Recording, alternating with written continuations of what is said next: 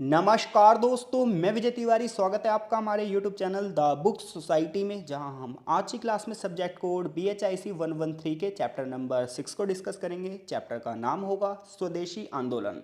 इससे पहले ये चैप्टर हम शुरू करें, मैं आपको एक संदेश देना चाहता हूँ। देखिए, BHIC 113 के 5 चैप्टर अब तक हम अपलोड कर चुके हैं।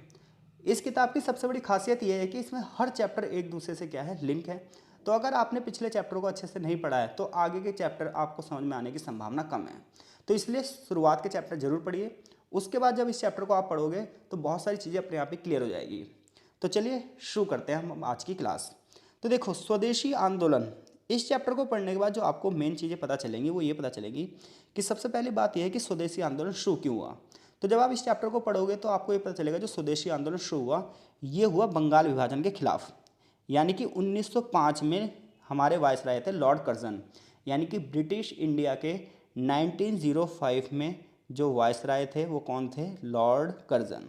लॉर्ड कर्जन ने क्या करा, बंगाल को बांटने की बात करी। और उस समय बंगाल सबसे पावरफुल प्रेसिडेंसी थी, तो वो बंगाल की शक्ति को कम करने के लिए उसने क्या करा, बंगाल का विभाजन कर दिया।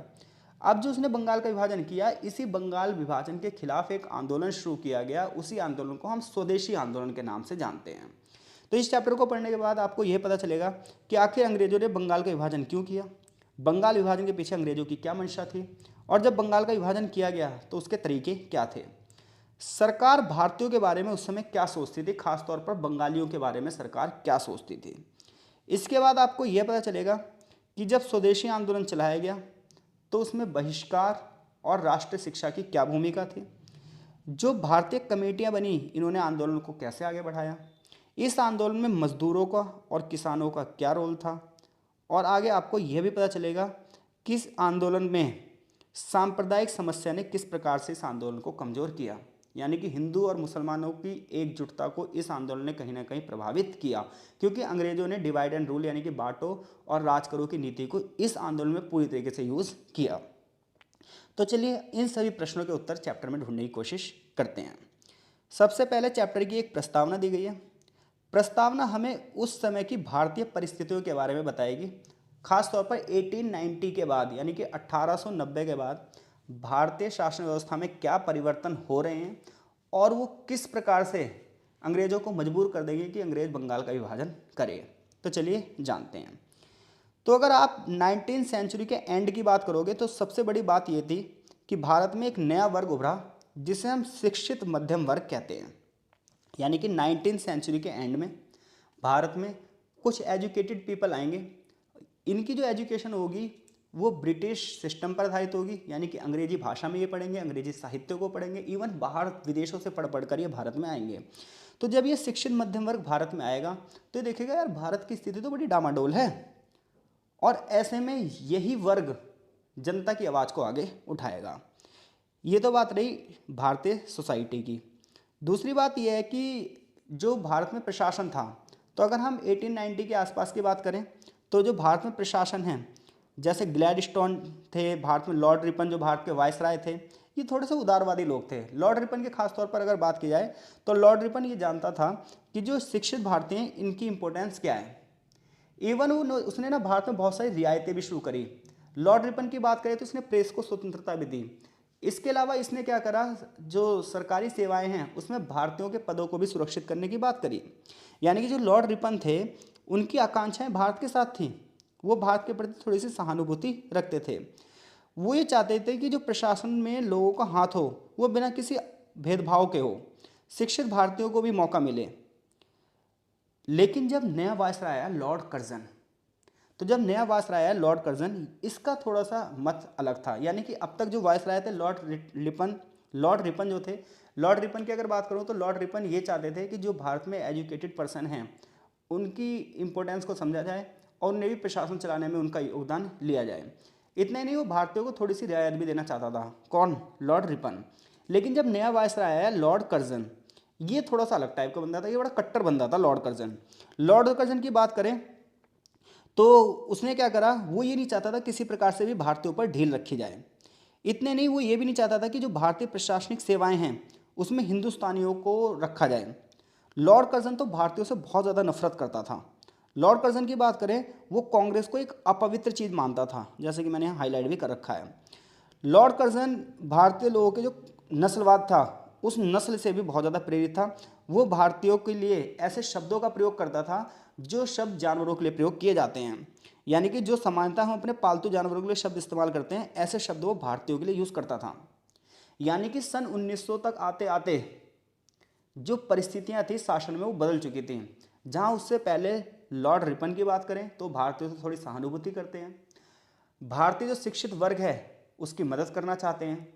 लेकिन जब उनके स्थान पर एक नया वायसराय आता है लॉर्ड कर्जन, ये थोड़ा सा कट्टरवादी है, इसके अंदर यूरोपियंस की भावना श्रेष्ठ है, ये सोच रहा है कि जो अंग्रेज है वही सर्वश्रेष्ठ है, भारतीय जो है वो निम्न स्तर के हैं, उनके खिलाफ ये नस्ल भेद कर रहा है, उनके लिए ऐसे भाषा का यूज़ कर रहा है जो जानवरों के लिए की जाती है। इतना ही नहीं, वो भारतीयों को कोई भी रियायत नहीं देना चाहता। कौन? लॉर्ड कर्जन पश्चिमी शिक्षा को बढ़ावा देना चाहता है। इतना ही नहीं, वो ये चाहता है कि सिविल सर्विसेज में बिल्कुल भी भारतीयों को रियायत ना हो। और अंत में यही कर्जन भारतीयों की एकता को खत्म करने के लिए बंगाल विभाजन की योजना भी देगा। तो ये इस चैप्टर की प्रस्तावना है। चैप्टर की शुरुआत यहाँ से होती है, बंगाल के विभाजन की योजना। तो देखो, बंगाल की अगर हम बात करें तो बंगाल एक विभिन्नताओं भरा क्षेत्र था। यहाँ पर हिंदू और मुस्लिम दो बड़े धर्म थे, लेकिन भाषाएं बहुत सारी थी। यहाँ पर असमी भाषा भी बोली जाती थी, उड़िया भाषा भी बोली जाती थी और बंगाली भाषा भी बोली जाती थी। तो बंगाल की बात करें तो इसकी जनसंख्या बहुत विशाल थी। अलग अलग क्षेत्रों में असमान रूप से जनसंख्या वितरित थी, यानी कि कहीं पर ज़्यादा जनसंख्या थी, कहीं पर कम।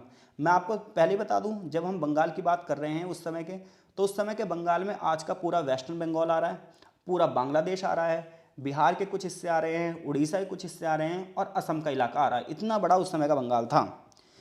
तो एक लेफ्टिनेंट गवर्नर के अधीन जो बंगाल का सूबा था, इसकी जनसंख्या बड़ी असमान रूप से बटी हुई थी। बहुत सारी यहाँ पर भाषाएं थी, बहुत सारी यहाँ बोलियाँ बोली जाती थी और आर्थिक प्रगति भी अलग अलग थी, यानी कि कहीं पर ज़्यादा डेवलप्ड एरिया था और कहीं पर कम डेवलप्ड एरिया था। खास बंगाल के अलावा अगर हम पश्चिम बंगाल और पूर्वी बंगाल के बंगाली भाषी एरिया की बात करें तो इसमें बिहार भी था, उड़ीसा भी था और आसाम भी शामिल था। यानी कि उस समय का जो बंगाल था उसमें बिहार भी शामिल था, उसमें उड़ीसा भी शामिल था और उसमें आसाम भी शामिल था, और आज का जो बांग्लादेश है वो पूरा का पूरा उसमें शामिल था। तो ब्रिटिशर्स शुरुआत से ही चाहते थे कि यार इतना बड़ा जो क्षेत्र है इस पर शासन चलाए कैसे एक गवर्नर, तो इसलिए प्रशासनिक सुविधा के हिसाब से, यानी कि प्रशासन चलाने की सुविधा के हिसाब से इसे छोटे छोटे भागों में बांट दिया जाए। और कांग्रेस की भी यही डिमांड थी। उस समय कांग्रेस भी ये डिमांड चाहती थी कि यार जो बंगाल है, इस बंगाल में से बिहार प्रेसिडेंसी, उड़ीसा प्रेसिडेंसी और असम जो है इसे अलग कर दिया जाए, क्योंकि इनकी भाषा भी अलग है और कल्चर भी अलग है। तो ऐसे में अगर बिहार, उड़ीसा और असम को हम अलग कर दें तो प्रशासन चलाना थोड़ा सा आसान हो जाएगा और सभी जिन क्षेत्रों का विकास नहीं हुआ उन क्षेत्रों का विकास भी हो जाएगा। ऐसी डिमांड कांग्रेस की भी थी। आगे चलकर 1874 में आसाम को अलग भी कर दिया गया और इसे एक ऐसी प्रेसिडेंसी बना दी जिसका हेड चीफ कमिश्नर होगा। यानी कि 1874 में आसाम को बंगाल से अलग कर दिया गया और इसको गवर्नर जनरल के अधीन नहीं रखा गया। इसे किसके अधीन रखा गया? इसे चीफ कमिश्नर के अधीन रखा गया। और उसके बाद इसमें सिलहट का एरिया भी जोड़ दिया गया।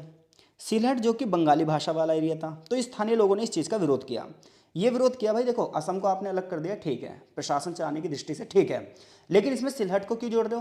क्योंकि आसामी संस्कृति अलग है, आसामी भाषा अलग है और सिलहट के लोग बंगाली भाषा बोलते हैं, उनकी संस्कृति बंगाली है, तो सिलहट को असम में क्यों जोड़ रहे हो?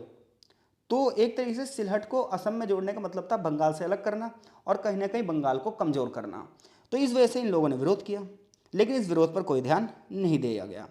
1897 में आसाम में बंगाल का एक इलाका था लुसाई, यानी कि लुसाई क्षेत्र को भी जोड़ दिया गया। पहले सिलहट को जोड़ा गया, फिर 1897 में लुसाई क्षेत्र को भी असम में जोड़ दिया गया और ये एरिया भी बंगाली था। अब लोगों ने और ज़्यादा विरोध करना शुरू कर दिया। धीरे धीरे समस्या बढ़ती चली गई, लेकिन इस समस्या का कोई भी हल नहीं निकाला गया। और जब भी ये पूछा जाता कि आप बंगाल के छोटे छोटे हिस्से क्यों बांट रहे हो, तो ये कह दिया जाता था कि भाई प्रशासनिक कारणों से हम इसे अलग कर रहे हैं। अब राष्ट्रवादी यानी कि जो हमारे देशभक्त थे वो बार बार मांग कर रहे थे। क्या मांग कर रहे थे? कि भाई असम, बिहार और उड़ीसा को बस अलग करो और बंगाल को सिर्फ एक शक्ति रहने दो। तो उस समय जो भारत के गवर्नर जनरल थे वो थे लॉर्ड कर्जन, लेकिन बंगाल के जो लेफ्टिनेंट गवर्नर थे वो थे ए फ्रेजर, और जो होम मिनिस्ट्री जिनके पास थी वो थे H A Risley. H A Risley अपनी रिपोर्ट देंगे और इस रिपोर्ट में वो कहेंगे कि बंगाल एक संयुक्त बंगाल एक शक्ति है और इस शक्ति को हमें ख़त्म करना ही पड़ेगा। तो ये तो बंगाल की बात होगी कि उस समय का बंगाल कैसे था। तो उस समय के बंगाल की बात करें तो उस समय का बंगाल कैसा था, आसाम का इलाका, बिहार का इलाका, उड़ीसा का इलाका और पूरा जो बांग्लादेश आज का आपको दिखाई देता है वेस्टर्न बंगाल, ये सब मिलाकर पूरा बंगाल का इलाका था। ये बंगाल इतना बड़ा इलाका था, इसमें बहुत सारी भाषाओं बोलने वाले भी लोग थे और विभिन्नता वाले क्षेत्र भी थे। यहाँ के लोग, यहाँ की बात करें तो कुछ क्षेत्रों का विकास बहुत ज़्यादा हो चुका था जबकि कुछ क्षेत्रों का विकास नहीं हुआ था। तो ऐसे में अंग्रेज भी ये चाहते थे और कांग्रेस भी ये चाहती थी कि इसके कुछ इलाकों को इससे अलग कर दिया जाए। लेकिन कांग्रेस ये चाहती थी कि असम के इलाके, बिहार के इलाके, उड़ीसा के इलाके अलग कर दिए जाए क्योंकि इनका कल्चर भी अलग है और इनकी लैंग्वेज भी अलग है, और बंगाल को एक ही रहने दिया जाए। जबकि जो ब्रिटिशर्स है उन्होंने क्या करा, असम को तो अलग किया लेकिन असम के साथ सिलहट को भी हटा दिया जो कि बंगाली भाषा वाला एरिया था। और फिर सिलहट के बाद आगे चलकर एक क्षेत्र जो था इसका लुसाई एरिया, वो भी हटा दिया। तो ऐसे में स्थानीय विरोध हो रहे थे लेकिन अंग्रेजों ने इन विरोधों की तरफ ज़्यादा ध्यान नहीं दिया। उन्होंने कहा देखो प्रशासन चलाने के लिए बंगाल का छोटे छोटे बंटवारे जरूरी हैं। लेकिन अब बात आ रही है एक बड़े विभाजन की, जिसमें बंगाल को दो अलग अलग हिस्सों में बांट दिया जाएगा, पूर्वी बंगाल और पश्चिमी बंगाल। अब पूर्वी बंगाल और पश्चिमी बंगाल को दो अलग अलग भागों में बांटने के पीछे अंग्रेजों की क्या मंशा थी, ये बात यहाँ बताई जाएगी। तो देखो अंग्रेजों की मंशा ये थी, उन्हें पता था बंगाल एक शक्तिशाली एरिया है। क्यों शक्तिशाली एरिया है वो सुनो। सबसे पहले बंगाल के लोग थे, उनके अंदर ही पुनर्जागरण की भावना आई थी। जो बंगाल के लोग थे यही सबसे ज़्यादा उस समय एजुकेटेड थे, यही बाहर से पढ़कर आए थे, और एक ये ऐसे जनता के वर्ग को कंट्रोल कर रहे थे जो धीरे धीरे करके आज़ादी की बात कर रहा था। इनके अंदर देशभक्ति की भावना आ रही थी, इन लोगों के अंदर बंगाली कल्चर के प्रति अभिमान की भावना आ रही थी। ये सोचते थे कि हम भी ब्रिटिशर्स के बराबर हैं। इन्होंने कभी भी नहीं सोचा कि हम ब्रिटिशर्स से कम हैं। और अंग्रेज ये सोचते थे कि यूरोपियन ही सबसे सर्वश्रेष्ठ हैं। तो ऐसे में बंगाल ना अंग्रेजों को चुनौती दे रहा था, और अंग्रेजों के मन में यह था कि अगर हमने बंगाल को सही टाइम पे कंट्रोल नहीं किया तो बंगाल हमारी सत्ता हिला देगा। इसलिए वो बंगालियों को हिंदू और मुस्लिम के आधार पर बांटना चाहते थे। ये थी मेन मंशा। अब देखते हैं किताब कैसे कहती है। तो देखो किताब कह रही है कि इस योजना के पीछे मंशा ये थी कि जो लॉर्ड कर्जन है, लॉर्ड कर्जन तथा उसके अन्यों की नज़र में बंगाल जो था भारतीय साम्राज्य की सबसे कमज़ोर कड़ी थी। यानी कि ब्रिटिशर्स के लिए बंगाल सबसे कमज़ोर कड़ी थी। अगर सबसे ज़्यादा विरोध हो सकता तो बंगाल से हो सकता था, और वहाँ ब्रिटिशर्स कुछ नहीं कर पाते हैं। उनका ये मानना था बंगाली अभी से ही पावरफुल बन चुके हैं और भविष्य में और भी ज़्यादा पावरफुल हो जाएंगे और ये ब्रिटिश साम्राज्य को हिला भी सकते हैं। तो ऐसे में इस चुनौती का सामना करने के लिए जो कर्जन था और जो उसके सलाहकार थे, उन्होंने सोचा इसका कुछ समाधान ढूंढा जाए। उसका समाधान उन्होंने कहा भाई लोगों को क्या कर दो, डिवाइड कर दो, क्योंकि जब भी कोई पावरफुल हो उन्हें डिवाइड कर दो, सिंपल सी बात है। सरकारी मूल्यांकन, जैसा कि होम मिनिस्ट्री ने एक रिपोर्ट भेजी थी और मैंने बताया था आपको होम मिनिस्ट्री किसके पास थी, एच रिसले के पास। तो एच रिसले कहता है कि संयुक्त बंगाल एक शक्ति है, यानी कि जो जॉइंट बंगाल है वो एक पावर है जो कि विभाजित बंगाल अगर हम कर दें, यानी कि बंगाल को विभाजित कर दें, बंगाल को अलग अलग भागों में बांट दें, तो ऐसे में क्या होगा, ये अलग अलग हिस्सों में खिंचेगा और ऐसे में ये अपने आप में उलझ कर रह जाएगा। तो जब तक बंगाल एक है तब तक वो इनके लिए सिरदर्द बनाए। अगर बंगाल को अलग अलग भागों में बांट दिया जाए तो ये आपस में लड़ते फिरेंगे और फिर अंग्रेजों को कोई चिंता नहीं रहेगी। तो जो कर्जन था और जो उसके सहयोगी थे, तो कर्जन और उसके जो सहयोगी थे वो इसी के आधार पर क्या करना चाहते थे, अपने दुश्मनों को कमज़ोर करना चाहते थे। और उन्होंने इसके लिए क्या करा, हिंदू और मुसलमानों के बीच में संदेह और जलन की भावना पैदा कर दी। ऐसे में उन्होंने अच्छा ये बताओ हिंदू और मुसलमानों में जलन की भावना क्यों होगी, उसका एक रीज़न है। उसका रीज़न ये है कि जो हिंदू थे बंगाल में, जो हिंदू थे वो ज़्यादा एजुकेटेड थे और ये एजुकेटेड होने की वजह से इन्हें नौकरियाँ भी मिल रही थी, ये अच्छे खासे डेवलप्ड होते जा रहे थे। जबकि जो मुस्लिम थे वो क्या थे, वो सामाजिक आर्थिक और शैक्षिक फ़ायदा नहीं उठा पाए थे। यानी कि जो हिंदू थे वो अधिक थे, उन्होंने मुसलमान भाइयों के मुकाबले ब्रिटिश शासन के सामाजिक आर्थिक शैक्षिक फ़ायदा अधिक उठाया। यानी कि हिंदुओं ने ब्रिटिश साम्राज्य का ज़्यादा फ़ायदा उठाया, वो ज़्यादा एजुकेटेड हुए। और मुस्लिम इसलिए नहीं हो पाए क्योंकि वो कृषि में लगे हुए थे, खेती करते थे, तो वो इन सब चीज़ों का ज़्यादा फ़ायदा नहीं उठा पाए। तो ऐसे में अंग्रेज़ों ने चालाकी से क्या कहा, देखो भाई इस एरिया के जो मुस्लिम भाई हैं वो पीछे रह गए हैं, ऐसे में हम उन्हें हिंदुओं के साथ आगे जोड़ना चाहते हैं और ये जब ही हो पाएगा जब मुसलमानों के लिए एक अलग एरिया हो। लॉर्ड कर्जन ने कहा जो मुसलमानों का बाहुल्य एरिया होगा, यानी कि मुस्लिम का मेजोरिटी वाला जो एरिया होगा, उसे हम असम के साथ मिलाकर एक नई जगह बनाएंगे और उसकी कैपिटल बनाएंगे ढाका को। यानी कि बंगाल में अगर बात करें तो हिंदुओं को अंग्रेजी शासन का ज़्यादा फायदा हुआ क्योंकि वो शुरुआत से पढ़ लिख गए, ऊंचे ऊंचे पदों पर पहुंच गए। लेकिन मुसलमानों को इसका फ़ायदा नहीं हो पाया क्योंकि वो कृषि में ही रहे, वो पुरातन सोच के ही रहे। ऐसे में अंग्रेजों ने इस चीज़ का फ़ायदा उठाया और मुसलमानों को ये बहकाया कि भाई देखो तुम लोगों को इतना प्रॉफिट नहीं मिल पाया, तुम लोग पढ़ लिख नहीं पाए हो, तो ऐसे में हम तुम्हें प्रॉफिट देंगे, लेकिन वो प्रॉफिट जब भी मिल पाएगा जब आपके लिए एक अलग एरिया हो। तो एक काम करते हैं हम असम के साथ मिलाकर एक अलग से बंगाल बना देते हैं, ईस्टर्न बंगाल, जिसकी राजधानी हम ढाका बनाएंगे और आपको बहुत सारी रियायत देंगे। हालांकि इसके पीछे उद्देश्य ये था कि हिंदू और मुसलमानों को एक दूसरे क्या कर दो, खिलाफ। और ऐसे में लेकिन कुछ मुस्लिम थे वो अंग्रेजों के बहकावे में आ गए। खास तौर पर बंगाल का नवाब था उस समय सलीमुल्लाह खान और एक बंदा था आगा खान। इन्होंने मिलकर मुस्लिम लीग की आगे स्थापना कर दी। मुस्लिम बहुल इलाके की बात करें तो यहाँ पर 1.5 करोड़ मुसलमान थे और 1.2 करोड़ हिंदू थे। इसके अलावा बंगाल भाषा की बात करें तो भाषा के आधार पर 1.9 करोड़ लोग ऐसे थे जो बंगाली भाषा बोलने वाले थे और हिंदी, उड़िया और अन्य भाषा बोलने वाले 3.5 करोड़ लोग थे। तो ऐसे में विभाजन इस आधार पर किया जा रहा था कि जो बंगाली बोलने वाले लोग हैं वो अपने एरिया में माइनॉरिटी बन जाएं और मुस्लिमों के लिए अलग से पूर्वी बंगाल बना दिया जाए। यानी कि बंगाल को विभाजन के पीछे की मंशा सिर्फ और सिर्फ इतनी थी अंग्रेजों की कि वो हिंदू और मुसलमान के आधार पर बंगाल को बांट दें और इसकी सत्ता को कमजोर कर दें, क्योंकि इन्हें यह डर था कि अगर बंगाल एक रहा तो ब्रिटिश शासन के लिए चुनौती बन ही जाएगा। आगे चैप्टर में बताया गया विभाजन। तो बंगाल को विभाजित करने की कर्जन की योजना 1 जून 1903 को सामने आती है और 2 फरवरी 1905 को कर्जन अपनी रिपोर्ट लंदन में होम मिनिस्ट्री को भेजता है कि भाई इस तरीके से डिवाइड होना चाहिए बंगाल। फाइनली उसकी योजना को 19 जुलाई 1905 को सरकार मान लेती है। ठीक है, क्या कह रहा है, कर्जन ने 1 जून 1903 को योजना बनाई, 2 फरवरी 1905 को उसने लंदन भेजी इस योजना को, 19 जुलाई 1905 को ये योजना बनाए जाने की घोषणा कर दी गई, जिसमें ये कहा गया कि पूर्वी बंगाल और असम अलग हो जाएंगे, चटगांव, ढाका और राजशाही डिवीजन इसके साथ हो जाएंगे। इतने नहीं, 16 अक्टूबर 1905 को इन्होंने कह दिया कि भाई बंगाल का विभाजन हो चुका है, ये योजना लागू हो चुकी है। इस तरीके से बंगाल का विभाजन कर दिया गया। अब बंगाल का जब विभाजन हुआ तो सरकार ने थोड़ी सी गलत अप्रोच लगाई बंगालियों के प्रति। उन्हें क्या लग रहा था कि आंदोलन होगा, थोड़े दिन आंदोलन करेंगे बंगाल विभाजन के खिलाफ, फिर क्या होगा, मामला शांतिपूर्वक हो जाएगा। ये अंग्रेजों की गलत सोच थी। उन्हें लगा था थोड़े दिन की बात होगी, हड़ताल, धरने, प्रदर्शन होंगे, बंद हुल्लड़ काटेंगे, थोड़े से नारे वारे करेंगे और होना कुछ नहीं है। लेकिन ये सरकार की गलत सोच थी। उन्हें पता ही नहीं था एक बहुत बड़ा आंदोलन उनकी राह देख रहा है। तो बंगाली के प्रति तिरस्कार की भावना तो रखते ही थे, यानी कि बंगालियों को अपमानित तो करते ही थे अंग्रेज। तो उन्होंने सोचा बंगाल का जो विभाजन है वो हम कर देंगे, विरोध जो होगा वो थोड़ा बहुत होगा, क्योंकि उन्हें पता था जब बंगाल का विभाजन होगा तो जो लोग कलर की नौकरी कर रहे हैं, जिनकी नौकरी जाएगी, उन्हें थोड़ी सी चिंता होगी, जमींदारों को थोड़ी चिंता होगी, उनकी ज़मीनें 2 अलग अलग भागों में बढ़ जाएगी। इसके अलावा जो नए नए खर्च होंगे उन खर्चों की चिंता होगी, हाई कोर्ट का जो दायरा है वो थोड़ा सा घट जाएगा। इसके अलावा कलकत्ता जो बंदरगाह के आसपास जूट और चावल का व्यापार है वो थोड़ा सा कम हो जाएगा। यानी कि अंग्रेज ये सोच रहे थे कि बंगाल के विभाजन से लोगों को थोड़ा बहुत नुकसान होगा और उस नुकसान के लिए वो क्या करेंगे, थोड़ा सा विरोध करेंगे, धरने प्रदर्शन देंगे, हद से हद क्या होगा 2-4 दिन की हड़ताल कर देंगे। लेकिन उन्हें ये नहीं पता था एक बहुत बड़ा आंदोलन होने वाला है और इस आंदोलन की शुरुआत यहाँ से हो जाती है। यहाँ से यहाँ तक ये चीज़ें लिखी हुई हैं। इधर क्या होगा, एक घटना घटेगी। जापान ना 1905 में रूस को हरा देगा। तो जापान जब रूस को हरा देगा तो हम जो इंडियंस हैं ये खुश हो जाएंगे। क्यों खुश हो जाएंगे? क्योंकि एशिया का एक छोटा सा देश यूरोप के एक बड़े देश को हरा रहा है। हालांकि रूस का एक बहुत बड़ा पार्ट एशिया में ही आता है, बट ये अपने आप में उस समय की बहुत बड़ी घटना थी कि जापान जो कि एशिया का एक देश है और इतने बड़े देश रूस को हरा रहा है। तो भारतीयों के मन में आया यार हम भी तो ऐसा कर सकते हैं, हम सरकार के सामने घुटने क्यों टेकें।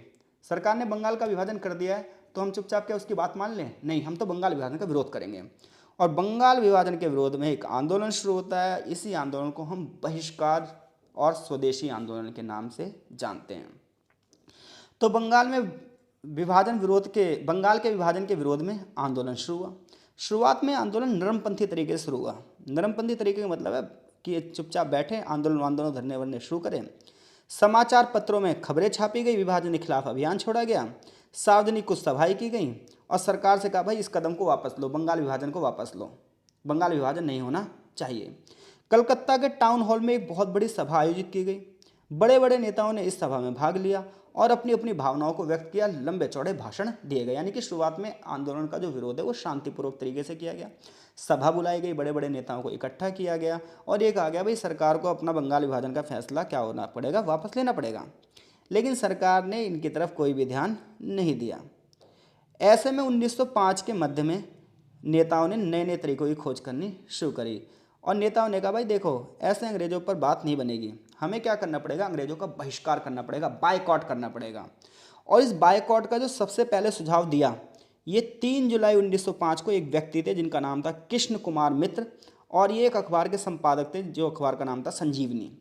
तो संजीवनी अखबार के माध्यम से कृष्ण कुमार मित्र ने सबसे पहले बायकॉट का आइडिया दिया, और इसके बाद 7 अगस्त 1905 को टाउन हॉल की एक सभा ने इस चीज़ को मान भी लिया कि हम बायकॉट करेंगे। इसके बाद बंगाल में रविंद्रनाथ टैगोर और रामेंद्र सुंदर त्रिवेदी के नेतृत्व में लोगों ने विभाजन का विरोध करना शुरू किया, और ये कहा कि हम तो विभाजन के दिन को रक्षाबंधन के रूप में मनाएंगे, भाईचारे के रूप में एक दूसरे की कलाई पर धागा बांधेंगे, यानी कि तुमने हमें विभाजन किया है, हम एक दूसरे की कलाई पर धागा बांध के एकजुटता का प्रतीक बनाएंगे।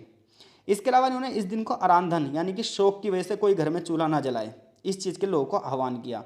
इससे आंदोलन धीरे धीरे करके फैल गया, यानी कि जब बंगाल विभाजन हुआ तो उसके खिलाफ शुरुआत में जो आंदोलन है वो शांतिपूर्वक किया गया, सभाएं बुलाई गई, भाषण दिए गए, सरकार को प्रार्थना पत्र सौंपे गए कि वो इस आंदोलन को वापस ले ले, लेकिन सरकार ने इस तरफ कोई भी ध्यान नहीं दिया। परिणाम ये हुआ कि 1905 में एक नई तरीके से आंदोलन शुरू हुआ, और इसकी शुरुआत हुई संजीवनी अखबार के कृष्ण कुमार मित्र से, जिन्होंने कहा भाई अंग्रेजों को बायकॉट करो, उनकी चीज़ों को बायकॉट करो। इसके बाद बंगाल में रविंद्रनाथ टैगोर और रामेंद्र सुंदर त्रिवेदी ने विभाजन के दिन को कहा कि हम तो रक्षाबंधन के रूप में मनाएंगे और आराधन के दिन के रूप में मनाएंगे, कि भाई जैसे कोई मर जाता है तो घर में चूल्हा नहीं जलता, उस हिसाब से इन्होंने विरोध करना शुरू करा। अब इन्होंने क्या करा, ब्रिटिश वस्तुओं के बहिष्कार के बाद इन्होंने क्या करा, इन्होंने ये तो कह दिया भाई अंग्रेजों की हम कोई भी चीज़ यूज़ नहीं करेंगे। बायकॉट किया गया, विदेशी कपड़ों की होली जलाई गई, विदेशी वस्तुओं को रोड पर फेंक दिया गया, विदेशी दुकानों के सामने ये लोग बैठ गए कि कोई भी बंदा इन सामानों से दुकान से सामान नहीं लेगा, विदेशी नौकरियों को छोड़ दिया गया, विदेशी कॉलेजों को छोड़ दिया गया, ऐसे करके बहिष्कार किया गया। लेकिन बहिष्कार के बाद अल्टरनेटिव सोर्स क्या दिए गए, तो देखो बहिष्कार के बाद इन्होंने कहा स्वदेशी वस्त्रों का हम क्या करेंगे, जो हमारी स्वदेशी हमारे देश की वस्तुएं हम उसका यूज़ करेंगे। लोगों से कहा भाई ये तुम्हारी राष्ट्रीय कर्तव्य है, ये तुम्हारी नेशनल ड्यूटी है, फंडामेंटल ड्यूटी है कि तुम भारत में भारत की बनी हुई वस्तुएं खरीदो, बाहर की वस्तुएं मत खरीदो, क्योंकि किसी प्रशासन को कमजोर करने का सबसे बड़ा तरीका है कि उसकी अर्थव्यवस्था पर चोट पहुंचाओ। चरखा देश की जनता की आत्मनिर्भरता का प्रतीक बन गया, खादी को बढ़ावा मिला, हथकरघा से बनी हुई वस्तुओं को बेचने के लिए लोगों को क्या करा गया, मजबूर किया गया। स्वदेशी और भारतीय उद्योग को एक नया उत्साह पैदा हुआ, क्योंकि भारतीय उद्योग को सबसे ज़्यादा नुकसान पहुंचा था ब्रिटिशर्स के टाइम पर। ऐसे में कुछ बड़ी बड़ी कंपनियां लगाई गई, जैसे कलकत्ता पॉटरीज, बंगाल केमिकल्स, जैसे कि यहाँ लिखा हुआ देखो कलकत्ता पॉटरीज, बंगाल केमिकल्स, बंग Lakshmi cotton mills, Mohini mills, national tannery, ऐसे भारतीय उद्योग शुरू किए गए। इसके अलावा साबुन तक, माचिस तक, तंबाकू बनाने वाले जो उद्योग थे ये भी क्या हुए, भारतीय उद्योग शुरू हो गए। यानी कि एक तो अंग्रेजी सामानों को बायकॉट की बात की गई, दूसरी तरफ ये कहा गया कि भाई स्वदेशी वस्तुओं को आप अपनाओगे, लेकिन स्वदेशी वस्तुओं को अपनाने के लिए स्वदेशी वस्तुएं भी तो चाहिए। तो इन्होंने क्या करा कि स्वदेशी वस्तुओं को बनाने के लिए छोटी छोटी फैक्ट्रियां लगानी शुरू कर दी, बड़े पैमाने पर धरने दिए गए, शैक्षिक संस्थानों का भी बहिष्कार करना शुरू कर दिया गया। ब्रिटिश सरकार ने क्या करा, जो विद्यार्थी धरना दे रहे थे उनके जितने भी अनुदान थे, स्कॉलरशिप थी, मान्यता थी, ये सब वापस ले ली। इसके लिए क्या हुआ, भारतीय लोगों के लिए बड़े मात्रा में कॉलेज भी खोलने शुरू कर दिए गए, स्कूल भी खुल गए। बंगाल टेक्निकल इंस्टीट्यूट की स्थापना हुई आगे चलकर, इसे ही आगे चलकर college of engineering and technology के नाम से भी जाना जाता है, जो आज के जादवपुर विश्वविद्यालय के नाम से जाना जाता है।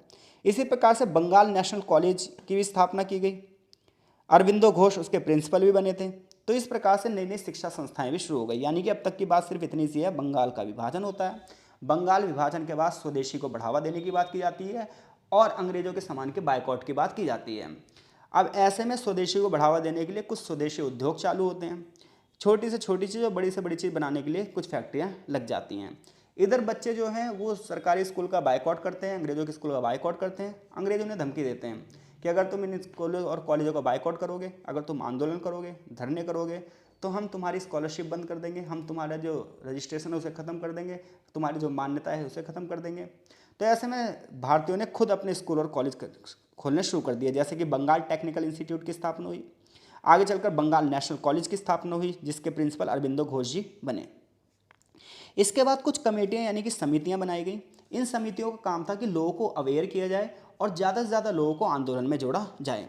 तो राष्ट्रीय शिक्षा को बढ़ावा देने के लिए और बहिष्कार और स्वदेशी के संदेशों को बढ़ावा देने के लिए बहुत सारी सोसाइटी और कमेटियों की स्थापना की गई। इनमें से एक बहुत बड़ी सोसाइटी थी जिसका नाम था डॉन सोसाइटी, ठीक है।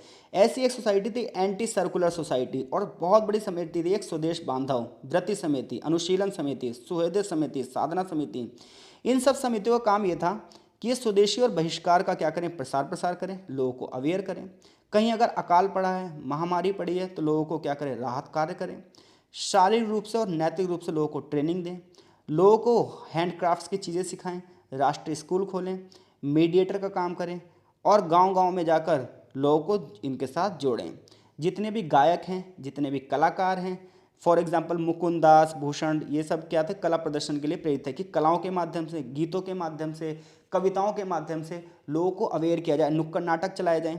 ऐसे में कुछ बड़े बड़े लोग जुड़ भी गए, जैसे रविंद्रनाथ टैगोर, रजनीकांत सेन, द्विजेंद्र लाल राय, गिरीन्द्र मोहिनी, इसके साथ साथ सैयद अबू मोहम्मद, गिरीश चंद्र घोष, ऐसे कुछ बड़े नाम थे जिन्होंने गांव गांव जाकर लोगों का प्रचार प्रसार किया, लोगों को इससे जोड़ा भी। तो इन कमेटियों का बहुत बड़ा रोल था लोगों को एक साथ करने में। अब ऐसे में दूसरी बात ये थी, बंगाल में इस आंदोलन के माध्यम से सब पार्टियां लोगों के बीच में पहुंचने का काम कर रही थी। उनका मानना था कि एक दूसरे से होड़ लगा ली इन पार्टियों ने कि हम जनता के लिए काम कर रहे हैं, हम जनता के लिए काम कर रहे हैं। ये ऐसा इसलिए कर रही थी ताकि जनता का सपोर्ट इनके साथ ज़्यादा से ज़्यादा हो जाए, क्योंकि हर कमेटी ये चाहेगी कि उसके मेंबर ज़्यादा से ज़्यादा बढ़ें। तो ऐसे में 3 तरीके की विचारधाराएँ आई। पहली विचारधारा थी जो संतुलित राजनीतिक मत रखते थे। तो देखो, ये लोग ऐसे थे जिसमें सुरेंद्र नाथ बनर्जी, कृष्ण कुमार मित्र, नरेंद्र कुमार सेन जैसे लोग थे। ये सोच रहे थे कि ब्रिटिश शासन अभी भी अच्छा है, आंदोलन ज़्यादा मत चलाओ, ठीक है, और ब्रिटिश को कॉपरेट करो।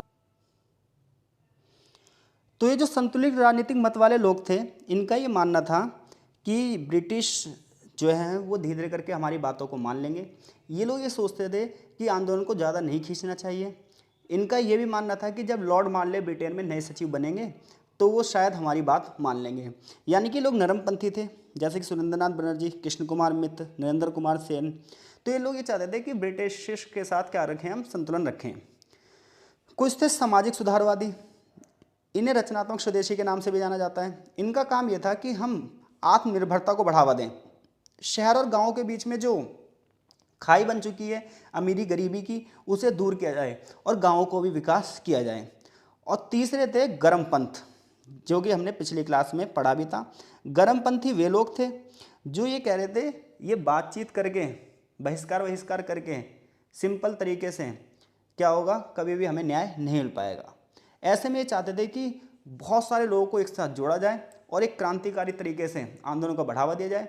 आंदोलन सिर्फ बंगाल में ही ना हो, बल्कि पूरे के पूरे भारत में इस शाखा को खोल दिया जाए।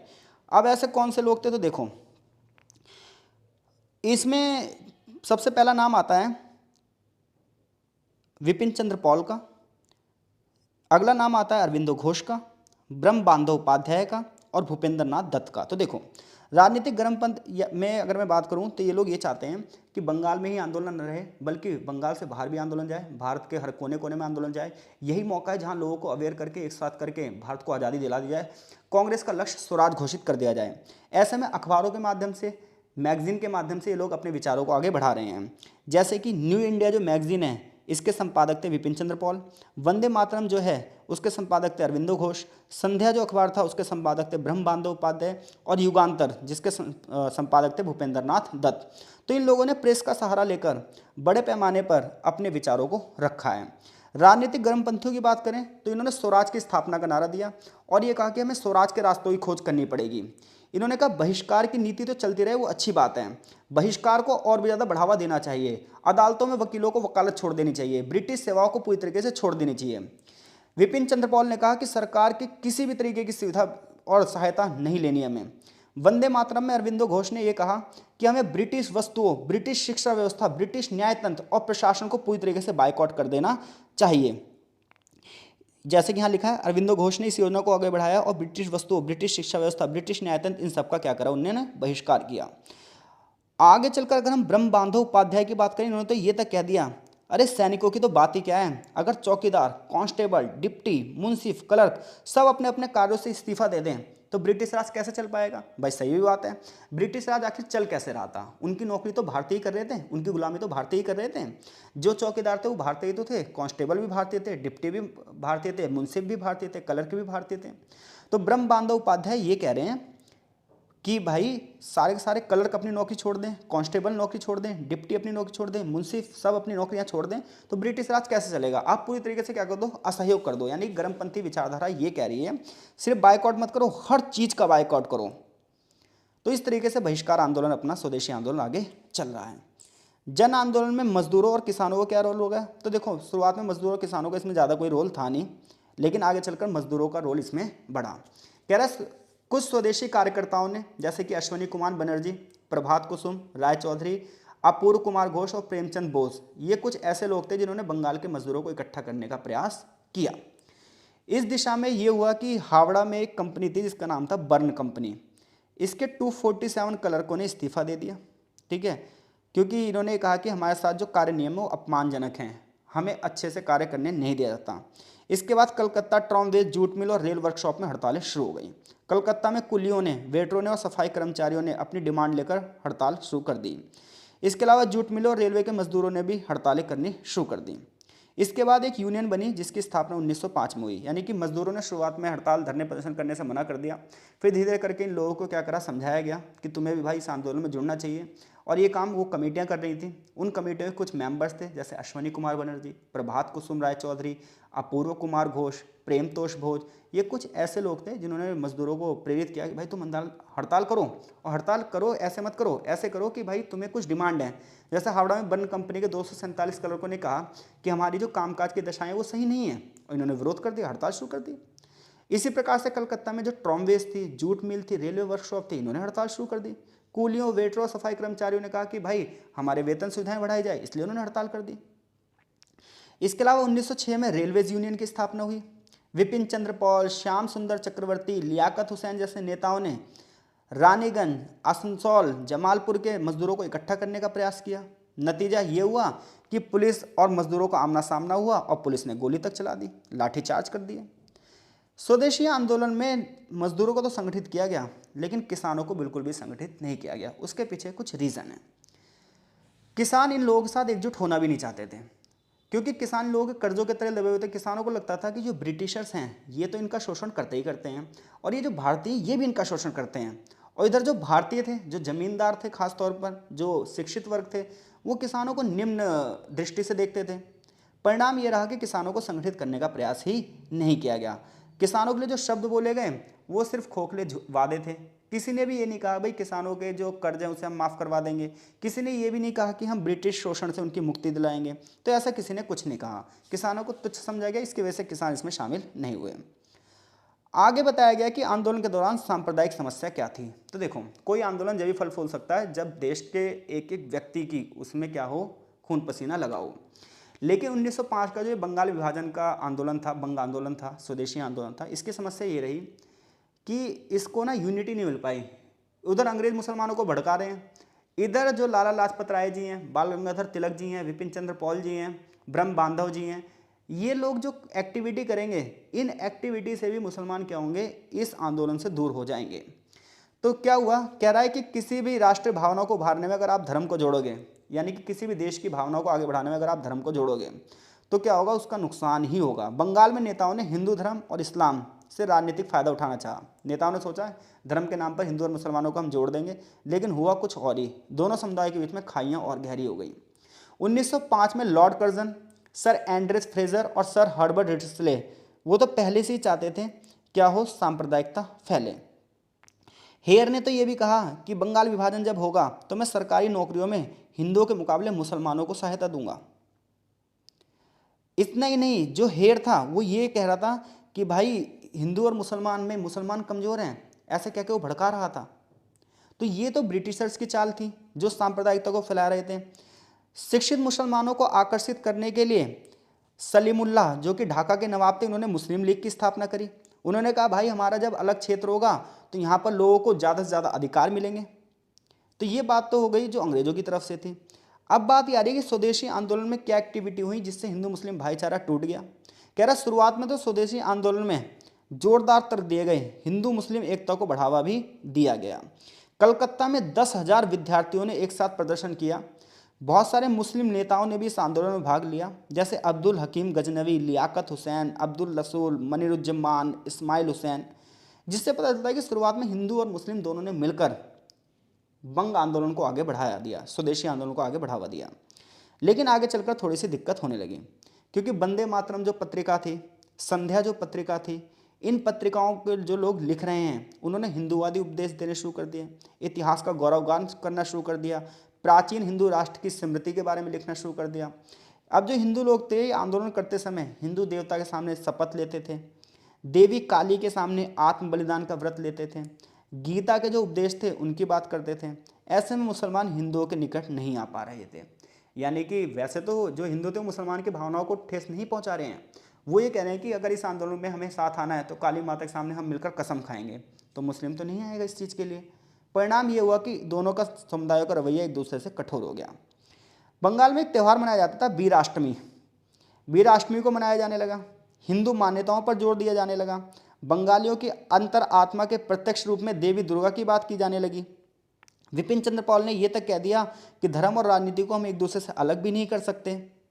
वंदे मातरम के संपादक अरविंदो घोष ने तो ये तक कह दिया कि हिंदू समाज के वर्ग विभाजन में जनतंत्र, यहाँ तक कि समाजवाद के बीज तक ढूंढ डाले उन्होंने। अब इन सब मुद्दों से क्या हुआ, इन सब मुद्दों से ये हुआ कि लॉर्ड कर्जन यानी कि जो ब्रिटिशर्स थे, नवाब सलीमुल्लाह थे, आगा खान थे, इन लोगों ने क्या करा, धार्मिक दंगों को बढ़ाना शुरू कर दिया। हालांकि जो हिंदुओं की भावनाएं कुछ भी ऐसी नहीं थी, बट अंग्रेज इसको एक चाल समझने लगे और ऐसे करके उन्होंने हिंदू मुसलमानों को एक दूसरे से दूर कर दिया। परिणाम ये हुआ कि सांप्रदायिक दंगे हुए, ईश्वरगंज में दंगे हुए, मेमन सिंह में दंगे हुए, कौमिल्ला में दंगे हुए, जमालपुर में दंगे हुए, दीवानगंज में दंगे हुए और फिर दोबारा से मेमन सिंह में दंगे हुए। बड़े पैमाने पर अब खेल खेलना ब्रिटिशर्स ने शुरू कर दिया। अब उनकी योजना बिल्कुल सफल हो चुकी है, हिंदू मुस्लिम एक दूसरे के खून के प्यासे हो चुके हैं। अब आ रहा है क्रांतिकारी राष्ट्रवाद का उदय। तो क्रांतिकारी राष्ट्रवाद मतलब एक क्रांतिकारी देशभक्ति का टाइम आ चुका है। अब अंग्रेजों और आंदोलनकर्ताओं के आमने सामने की बात आ चुकी है। तो कह रहा है किसी भी आंदोलन की सफलता जब होती है जब जनता उसमें बड़े पैमाने पर भाग ले, लेकिन स्वदेशी आंदोलन में बड़े पैमाने पर जनता ने भाग नहीं लिया। किसान और मजदूरों से इसे थोड़ी बहुत ही सफलता मिली। इधर सांप्रदायिकता हो गई तो हिंदू मुसलमान एक दूसरे से दूर हो गए। 1907 तक अंग्रेजों ने आंदोलन को दबाना शुरू कर दिया। बड़े बड़े नेताओं को जेल में डाल दिया गया। वंदे मातरम बोलने पर रोक लगा दी गई। सरकारी नौकरियों के लिए बहुत सारे लोगों को अयोग्य घोषित कर दिया गया। विद्यार्थियों पर जुर्माना लगाया गया, उन्हें निकाल दिया गया। गोरखा सैनिकों की मदद से लोगों को क्या करा गया, रोड पे कोड़े बरसाने शुरू कर दिए गए, लाठीचार्ज कर दिया गया। धरना देने वाले लोगों के ऊपर बेंत मारी गई, लोगों के खिलाफ मुकदमे दर्ज किए गए। इधर विपिन चंद्र पॉल जैसे जो बड़े बड़े नेता थे, लियाकत हुसैन जैसे बड़े बड़े नेता थे, इन्हें गिरफ्तार कर लिया गया, इन्हें सजाएं दी गई। इन्होंने कहा कि ताकत का मुकाबला हम ताकत से करेंगे, बल के बदले में बल लाएंगे। अब देखो, जब कोई आंदोलन हिंसक होता है तो उसकी सफलता के जो पैमाने वो गिर जाते हैं। क्यों? क्योंकि जनता जो हिंसा करेगी वो लाठी डंडों से करेगी, सरकार बंदूकों की मदद से उस हिंसा को दबा देगी। तो परिणाम ये हुआ कि धीरे धीरे करके आंदोलन सिमट कर रह गया। जो बड़े बड़े नेता थे वो गिरफ्तार कर लिए गए, कुछ बड़े बड़े नेता आंदोलन से अलग हो गए, मुसलमान इस आंदोलन से अलग हो गए और बहुत सारे बड़े पैमाने पर लोगों को जेल में डाल दिया गया। खौफ का मंजर पैदा कर दिया गया। ऐसे में जो कुछ बड़े बड़े नेता थे वो अंडरग्राउंड होकर काम करने लगे, गुप्त तरीके से काम करने लगे, बम की फैक्ट्रियाँ लगाई जाने लगी और यहीं से शुरुआत होगी किसकी? प्रफुल्ल चाकी जैसे लोगों की, जो आगे चलकर जजों को उड़ाने की बात करेंगे और पकड़े जाएंगे। चैप्टर का यहीं पर सारांश दे दिया गया है, आगे की स्थिति अगले चैप्टर में बताई जाएगी। ये चैप्टर यहीं खत्म कर दिया गया है। चैप्टर का सारांश सिर्फ इतना सा है कि आंदोलन बहुत तेज गति से आगे तो बढ़ा, लेकिन ज़्यादा ब्रिटिश सरकार को नुकसान ना पहुंचा पाया, बल्कि आपस में ही क्या हुआ, ये लड़ झगड़ कर ख़त्म हो गए। प्रभुत्व को चुनौती नहीं दे पाया अंग्रेजों के। इस आंदोलन ने अनेक तरीकों की शुरुआत तो करी, यानी कि पहले जो कांग्रेस नरम पंथियों की तरह चल रही थी, प्रार्थना पत्र दे रही थी, आवेदन दे रही थी, उसे तो ख़त्म ही कर दिया। इसने जब गांधी जी आए तो उनके आंदोलनों को बढ़ावा देने के लिए एक मार्ग दिया। गांधी जी भी बायकॉट की नीति चल रहे थे, सविनय अवज्ञा आंदोलन चला रहे थे, जो है सत्याग्रह चला रहे थे। तो जो बंगाल विभाजन है, हालांकि बंगाल विभाजन के 10 साल बाद गांधी जी की एंट्री होगी इंडिया में, बट गांधी जी के आंदोलन को जो एक हवा मिलेगी वो इन्हीं आंदोलनों से मिलेगी।